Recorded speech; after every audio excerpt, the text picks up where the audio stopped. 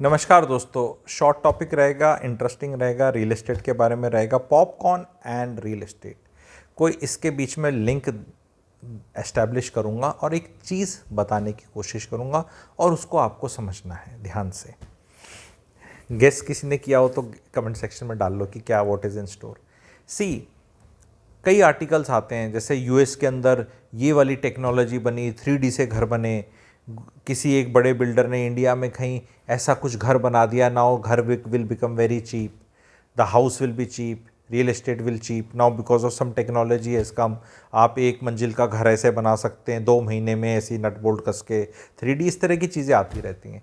Practicality से मैं आपको एक बात बताना चाह रहा हूँ कि why real estate is actually expensive in India and it is likely to remain. It is got nothing to do with कि ये टेक्नोलॉजी नहीं है, टेक्नोलॉजी आके सस्ता हो जाएगा।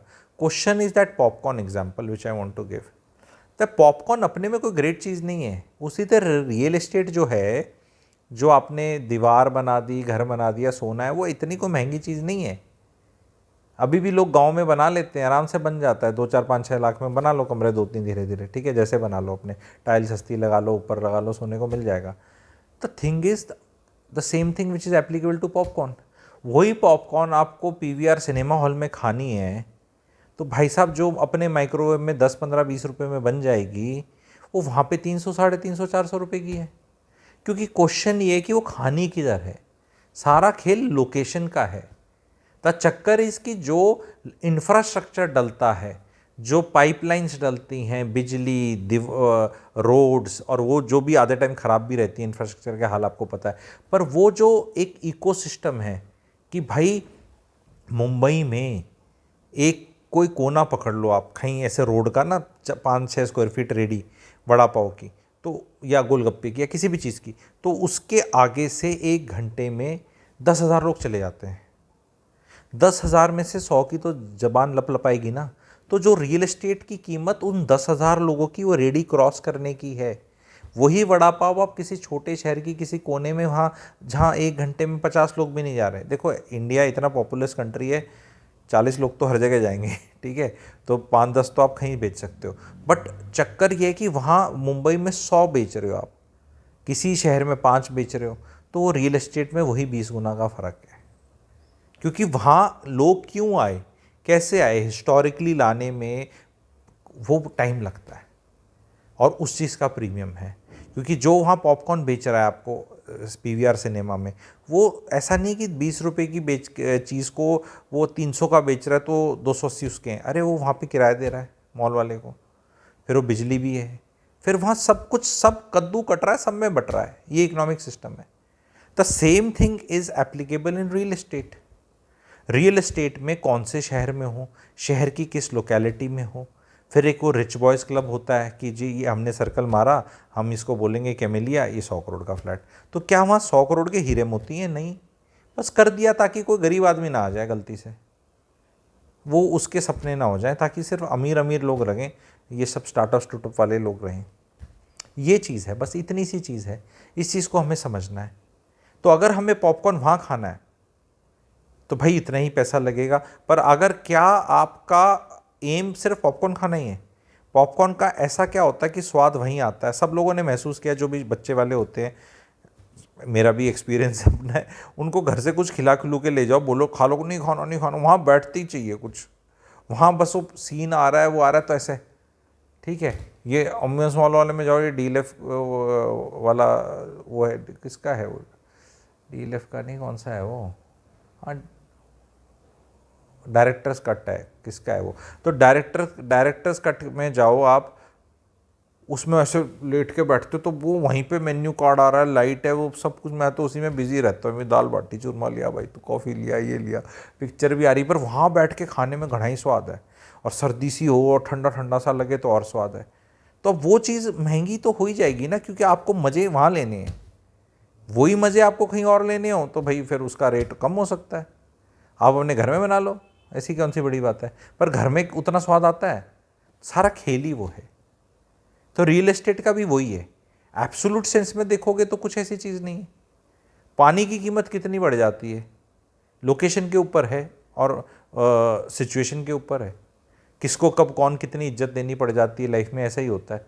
मजबूरी के अंदर आपको पता है कि अगर फंस जाओ गलत तो किसको माई बाप बनाना पड़ जाता है और कितने पैसे का वो हो जाता है।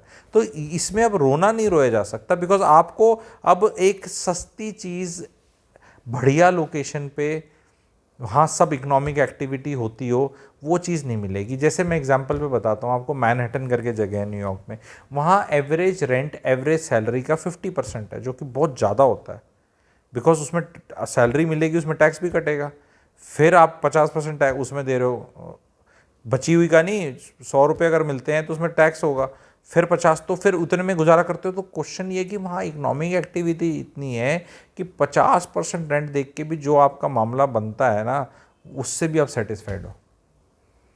अब जो मेड 32,000 रुपये कमा लेती है गुड़गांव में, जो खाना बनाती है 4-5-6 घरों में, ब्रेकफास्ट डिनर या लंच डिनर कॉम्बो में, तो 32,000 रुपये अगर उसके बंगाल से जहाँ आई है, मालदा से कोई आई है, तो मालदा में तो 32,000 की कीमत बहुत ज़्यादा है, लेकिन वो 32,000 कमा गुड़गांव में रही है। गुड़गांव में फिर गुड़गांव वाले खर्चे भी हैं, लेकिन डिस्पाइट दैट उसके बच्चे फिर भी रिलेटिवली बेटर एनवायरनमेंट में रह लेते हैं, पढ़ लेते हैं, आजकल EWS कोटे में भी एडमिशन हो जाता है, ठीक है। तो वो उसके लिए वो ड्रीम प्लेस है गुड़गांव। मेहनत भी बहुत ज़्यादा है, खर्चा भी बहुत ज़्यादा है। अगर वो जो खान पान पे खर्चा करते हैं, let's say example, practical example लेके बता रहा हूँ मैं, रियल एग्जाम्पल्स लेके, उन शहरों में कुछ भी खर्चे नहीं है उतने, तो वो वाले कॉस्ट ऑफ लिविंग में, खर्चों में आपको यहाँ नहीं मिलने वाला, क्योंकि जो ये शेयर अपॉर्चुनिटी दे रहा है, जिस सेगमेंट को दे रहा है, वो सब चीज़ें प्राइस्ड इन होती हैं प्राइस में। क्योंकि अब जो लोग ये चीज़ को नहीं कोरिलेट कर पाते, फॉर एग्जांपल अब किसी टाइम पे गुड़गांव में आके बस गए थे, सरकारी मुलाजिम थे, या कोई और बड़ा शहर ले लो उस तरह, अब बच्चे उतना अच्छा नहीं कर रहे लाइफ में, तो भाई फिर आप वो शहर छोड़ के जाओ। जो फिनोमेना हो रहा है मैंने पहले भी बताया था, सोनीपत में जाके रहो, रोहतक में रहो, बेच दो गुड़गांव, उसके जो पैसा आपको मिल जाए सरप्लस, वो छोटे शहर में रहो, वो उसका आप ब्याज खाओ, चले जाओ। ऐसा होगा, क्योंकि अगर वो सेंस नहीं बनती है आपको आपकी लाइफ में, then that product is not for you. Gurgaon is not for retired people, vibes ही नहीं है। Not that retired people don't love being here, not that retired people are not coming here, or a lot of people who are doing very well in life, they don't want to settle here. A lot of people are there. But then if you are mindset se retired, tired and retired, then Gurgaon may not be the place. The great place is Greater Noida. It's full of tired and retired. Gurgaon has retired but not tired. तुझे तो है ना बहुत तकलीफ़ है greater Noida से। नहीं, मुझे कोई तकलीफ़ नहीं है, ग्रेटर नोएडा बहुत बढ़िया शहर है, सारे टायर्ड एंड रिटायर्ड लोगों को वहाँ पे जाके रहना चाहिए। एम है tired, mentally tired, mentally tired, क्योंकि कुछ कर नहीं सकते ना। गुड़गांव में तो बहुत कुछ करने को है। अब गुड़गांव में अगर आपने कुछ करना नहीं है और आप टायर्ड हो और रिटायर्ड हो, तो भाई फिर कर क्या रहे हो यहाँ पे? फिर तो आप रोगे, ये महंगा हो गया, ये महंगा हो गया, ये महंगा हो गया। मैं सिर्फ गुड़गांव का नहीं, इसमें आप मुंबई भी डाल सकते हो, मैनहट्टन डाल सकते हो, कोई भी महंगा शहर जहाँ पे भी आपको रोना है महंगाई का। ये शहर वो होते हैं, कहते हैं बच्चे मेहनत कर, काम कर और एस्पायर कर।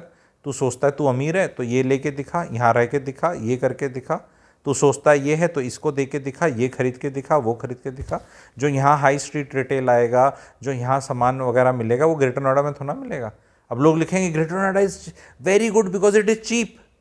हाँ, yes, it's cheap. I also say it is cheap. Gurgaon is expensive. So Gurgaon is expensive, so it becomes bad. Yes, it becomes bad for people who cannot afford expensive things.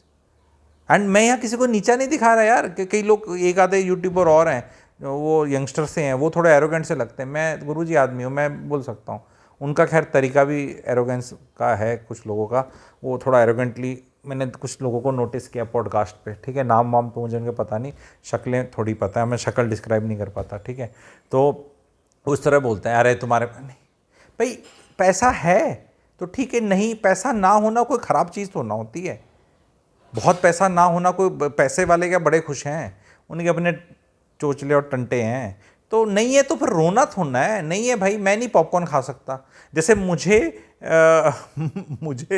वो अच्छे से पता है, मेरे साथ भी हो चुका, पता नहीं, पॉपकॉर्न लेकर आओ बड़ा वाला, बच्चे छोटे जैसे गए और ऐसे डाला और गिरा दिया फिर एक और ले गया, मैं कुछ और खा ले यार, मतलब वो पॉपकॉर्न इतना इतना, और उनने खाना थोड़ा होता है, खाते तो हमारे जैसे मोटू हो जाते हैं खा खा के, ठीक है, ऐसे करके खाओ।